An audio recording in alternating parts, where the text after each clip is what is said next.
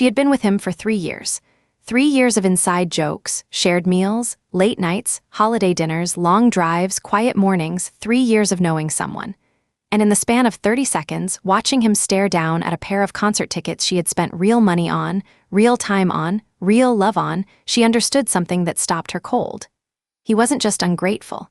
He wasn't being difficult or dramatic or performatively picky. He was genuinely confused, like she had reached into a box labeled perfect gift and handed him something meant for a completely different person. 3 years together, and she didn't know him at all. Now I need you to hold that thought, because here is the twist this story takes that nobody sees coming. She went to the internet expecting sympathy. She went looking for someone to tell her she tried her best, that her heart was in the right place, that any decent human being would have smiled and said thank you. What she found instead was the truth, delivered in the most blunt, unfiltered, and ultimately necessary way possible. Because sometimes the coldest karma doesn't come from an enemy. Sometimes it doesn't arrive through betrayal or a dramatic confrontation or some perfectly orchestrated act of revenge. Sometimes it comes from a comment section full of strangers who have absolutely nothing to lose by being completely, brutally honest with you. This is that story. Let me take you back to where it all started. Let me paint you a picture of this relationship before the birthday. Our protagonist, she posted under the username Born, and that's how we'll know her, is a 25-year-old woman in what she describes as a solid, real relationship. 3 years in, that is not nothing. 3 years is vacations and arguments made up. 3 years is meeting the family and learning someone's rhythms. 3 years is knowing the sound of their laugh before the joke is finished and exactly how they take their coffee. 3 years is substantial. And her boyfriend, we never get his name, has one enormous, defining passion in his life. Music, not in the casual background playlist sense. Not algorithmically curated, not something he throws on while he does other things. He loves music the way some people love sports or film or their faith. Specifically, he listens to a lot of rock music from bands that Born freely admits she has never heard of. That detail is important. Remember it. She has been with this person for 3 full years, and she cannot name a single band on his regular rotation. Now, couples don't have to share every interest. That's not a relationship requirement. You don't need identical taste in music to love someone deeply. But there's a meaningful difference between having different tastes and being completely, thoroughly in the dark about what your partner actually cares about. When they have gone to shows together, Born tells us it's been fun. The affection is real. The desire to connect through music is real, but something important has been quietly missing from this relationship for 3 years. She has been happy to share the experience. She just never thought to understand it. And that oversight, comfortable, gradual, almost invisible, is about to surface in a very specific and very painful way. So the birthday approaches, and Born wants to do something that actually means something, not a gift card, not a dinner reservation to a restaurant they've already been to. She wants to give him the kind of present that says, I see you, I know what lights you up. I want to be part of that world. She starts thinking about music, about concerts. He loves bands, live music, real stages, real energy. Why not get him tickets to a show? It's the kind of gift that creates a memory. The kind that lives longer than anything wrapped in a box. The problem is that she doesn't actually know his music. She can't name a single band he listens to. She's never asked. She's never scrolled through his Spotify or glanced at the names on his band shirts or said, hey, what are you listening to right now? She could have. It would have taken 30 seconds. But the question never came up. What she does know is one band. One she's heard on the radio, seen in ads, encountered in TV shows and movie trailers. Imagine Dragons. They're coming to her city that summer. They play rock music. They use instruments. They are definitionally a band. And in the logic that feels completely reasonable in the moment, Born decides this should work. He likes bands, she's heard of Imagine Dragons, they'd be going together, it would be an experience. She buys 2 tickets. She makes a handmade card. She carefully tucks the ticket confirmation inside. She is genuinely, earnestly excited. I want you to sit with that for a moment, because what's about to happen doesn't happen because she's a bad person. It happens because she assumed that good intentions and 3 years of relationship credit were enough to cover for the fact that she had never actually done the homework. Little did she know, that assumption was about to be corrected in real time. Birthday arrives. There are other small gifts. She bought him some additional things, the kind of thoughtful extras that fill out a birthday table. But the centerpiece, the thing she is most excited about, is in the envelope, the handmade card. The ticket confirmation printed out with care. The proof that she thought of him specifically. He opens it, and she's watching his face the way you watch someone's face when you know the good part is coming. She's waiting for the smile, the surprised laugh. The wait, are you serious right now?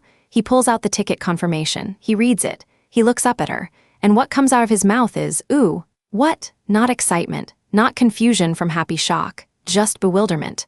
Plain, flat bewilderment. Bourne explains herself. She tells him that Imagine Dragons are coming to town, that she thought it would be a lot of fun to go together, that she wants to get more into his music. She's giving him the full, generous version of her reasoning, the connective, relational version. The version that should land as romantic, and his response is immediate and it lands like a door closing. This is not the music I like. Just because a band has instruments doesn't mean it's what I like. Silence fills the room. She asks him, carefully, hopefully, if he really wouldn't have any fun at all. He says, and she quotes this directly, honestly, you should just try to get your money back. I don't want to go to this. He doesn't hedge. He doesn't soften it. He just says it, flat and matter of fact. And Bourne, who walked into this moment with nothing but good intentions and genuine excitement, is now standing on the other side of the worst possible birthday gift reaction she could have imagined. She says okay. She is, in her own words, literally holding back tears. Now I want to stop here for a second, because what happens next reveals something about both of these people. The boyfriend, to his credit, or maybe not to his credit depending on how charitable you're feeling, doesn't fake it. He doesn't smile and say thank you so much, this is great, while quietly dreading the show for the next 3 months. He is honest, maybe too honest for the moment. Maybe in a way that prioritized his own discomfort over her feelings. But he goes further. He pulls out his phone. Right there on his birthday, while his girlfriend is standing in front of him trying not to cry, he Googles concerts in the area and tells her they could go to one of those shows instead. He's trying to fix the problem. He's trying to salvage the evening and convert a failed gift into something that works for both of them. From his perspective, and I want you to genuinely consider this, he might believe he's being constructive. He might actually think this pivot is the helpful, rational move. But here's the thing about emotional intelligence. It requires reading the room. When someone is standing in front of you, eyes wet, watching their birthday gift get rejected in real time, pulling out your phone to find an alternative is not the response that the moment is asking for. Bourne snaps at him. She tells him she really tried, that it's extremely hurtful the way he responded. And then he says it, the thing that cuts the deepest, not because it's mean, but because it happens to be true. We have been dating for 3 years. How did you not know I don't like that music? I wouldn't get you tickets to a Travis Scott concert for your birthday because I am well aware you hate rap. You should have known I wouldn't like this. 3 years, he said it like an accusation. And maybe it was. Maybe it was a fair one. 3 years, and he had been paying attention the whole time. He knew she hated rap music. He knew exactly what she would and wouldn't enjoy. He had been doing the consistent, unglamorous work of actually learning her, and he had assumed, reasonably, maybe naively, that she had been doing the same for him. That comment lands differently when you sit with it, because it's not just an insult wrapped in frustration. It's a question with a painful answer underneath it. How do you spend 3 years with someone and never actually ask them what they love? Bourne starts crying. She tells him she just wanted to do something together and that he didn't have to be so mean about it. And to his credit, here is the part that shows he's not a villain. He immediately tries to walk it back. He says they can go, he says he's sure it would be fun, he's clearly realizing in real time that he took it too far. But Bourne is done. She says no. She knows how he really feels. She heard it in real time, unfiltered, before he had a chance to manage his reaction or smooth the edges off his words. And now he's upset. Not because he's a bad person, but because from where he's standing, the situation has landed on an outcome where his girlfriend is saying it's basically like he got nothing for his birthday. She won't resell the tickets to fund a replacement show. She won't agree to go after he offered to try. She's completely shut down. 2 people, both hurting, both partially right, both partially wrong. Neither of them can fully see the picture yet. And they both had no idea that the full picture was about to be painted for them by the internet, whether they wanted it or not. So Bourne goes to Reddit, specifically to r/am I the asshole, the internet's foremost tribunal for relationship disputes, moral dilemmas, and the occasional genuine reckoning. She posts the story, and she tells it the way you tell a story when you're still raw from something, as something that happened to her. She's hurt. She's embarrassed. She's still stinging from watching her gift get rejected and from her boyfriend's very direct, very pointed 3-year accusation. She posts under a throwaway account, Smart Instinct as it turns out. And she asks the community something she believes she already knows the answer to. Am I the asshole for not buying my boyfriend another birthday gift after he rejected the original present? I want you to sit with the framing of that question for a second. Not, did I give a bad gift? Not, did I overreact when he tried to find a solution? Not, should I have known his music taste after 3 years? The question is, am I wrong for not replacing the gift he rejected? She has already moved past whether she did something wrong. In her mind, she's the victim. She's asking whether she's obligated to do even more after being wronged. She also adds, notably, please refrain from breakup comments. Those don't help. She knows exactly the kind of validation she came for. She's asking the community to hold her, confirm her narrative, and send her back to that apartment with her dignity intact. The comments started rolling in, and it became very clear, very quickly, that they were not going to do that. The verdict came in fast. Aita, you're the asshole, not your boyfriend. You, and the reasons given were specific, they were measured, and, as Bourne would eventually come to admit herself, they were completely fair. One commenter put it plainly, your intentions were good, but getting someone tickets to a band they've never expressed any interest in isn't really that great of a gift. Then someone else delivered what I can only describe as a quiet masterclass. They pointed out that bands is not a genre. There are rap bands, folk bands, metal bands, punk bands, polka bands, country bands, blues bands. Saying someone likes bands and therefore would enjoy any given band is like saying someone likes food and therefore would enjoy whatever you put in front of them. The category is not the cuisine. The enthusiasm does not transfer across genres, but the comment that really broke through, the one Bourne herself flagged as the thing that made her stop and think, was a restaurant analogy. One user said, it's the equivalent of taking someone to a restaurant and forcing them to eat food they don't like and calling it a gift. Then being surprised and getting mad when they don't like it, and they added the kicker. You could have just looked at some of his playlists to see what artists he likes before actually booking the tickets. That was the line. Bourne's response to that comment is the reason I'm telling you this story. She wrote back and said, this comment is making me think that I may have overreacted and not be as much of the victim as I thought. She typed that out and posted it. Something was shifting, because the truth, the real, uncomfortable truth, was starting to push its way through. The gift wasn't really about him. It was about what she recognized, what was convenient, what she already knew. And then, and this is the part of the story I want you to pay very close attention to, someone in the comments asked the question that unlocked everything. They said, please come back and tell us what bands he actually likes. Go ask him. I want to know just how far off Imagine Dragons is from his real taste. Not to pile on, not to manufacture more shame, but because the gap between what Bourne assumed and what was actually on his playlist was clearly significant and the thread could feel it. Bourne went and asked him. She came back, and the list she posted, I'll be honest with you, tells the whole story of this situation in 5 band names. He likes the Growlers, King Gizzard and the Lizard Wizard, the Front Bottoms, the Walters, Post Animal. Bourne reported every single one of those names with a question mark because she had never heard of any of them. Not one. The Growlers are surf punk out of California, raw, bluesy, sun-bleached, fronted by a voice that sounds like it came out of a noir detective film. King Gizzard and the Wizard Lizard are an Australian psychedelic rock band with one of the most devoted cult followings in underground music, who release multiple albums in a single year and make listeners feel like they've fallen through a musical rabbit hole. The Front Bottoms are indie folk punk with fiercely personal lyrics and a fan base that treats their shows like group therapy. These are not artists you hear in grocery stores. These are not bands featured in car commercials.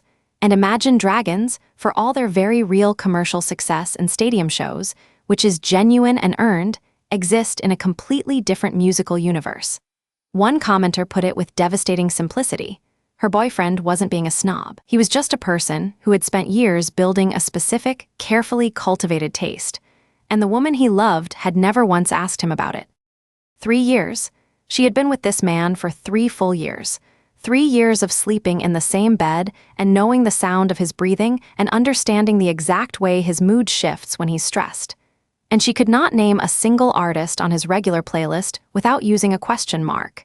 She had loved him, genuinely, no question about that, and had never once thought to ask one of the most basic questions you can ask a person who is passionate about something. What do you actually love? What are the artists that make your life better? What would a perfect concert night look like for you?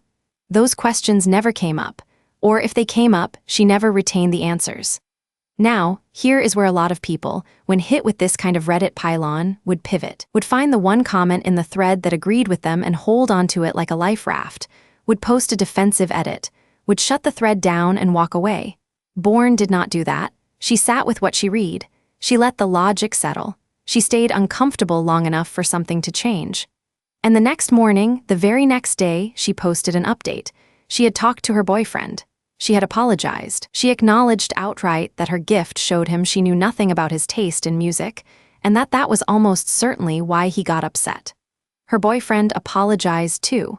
He acknowledged that the way he'd spoken to her had been hurtful, and that he could have handled the moment better. And then he did something I think is genuinely sweet. He told her they could find another show together, and that he'd split the cost of the replacement tickets with her so it didn't all land on her financially. That offer meant something. It wasn't a transaction. It was a gesture that said, "I see you tried. Let's do this right together." So where does this story actually land? What is the cold karma here? Because cold karma stories don't always end in dramatic public humiliations or career-ending meltdowns or perfectly timed reversals of fortune.